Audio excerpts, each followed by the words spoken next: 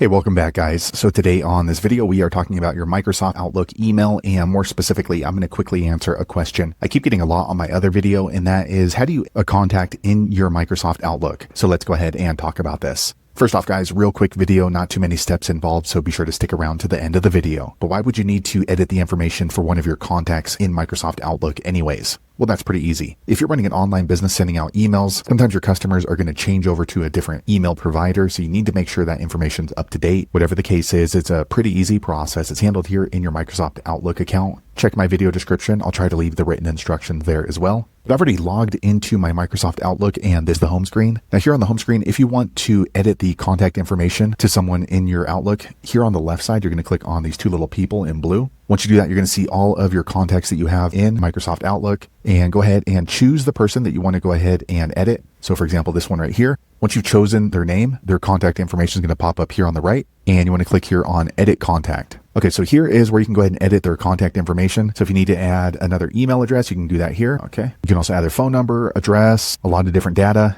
And once you've edited their information as you like to see fit, go ahead and click on Save. Quick second later, the page refreshes, and now you can see their new contact information here in your Microsoft Outlook. So there you have it, guys. If you're wondering how to edit the contact information for one of your email contacts in Outlook, that's the easiest way I know how to do it. If you know an easier way, be sure to leave a comment below. Let the rest of us know how you did it. Hopefully you found that video useful. If so, click thumbs up, or maybe consider subscribing to my channel, and I hope to see you on the next video. Thanks again for watching.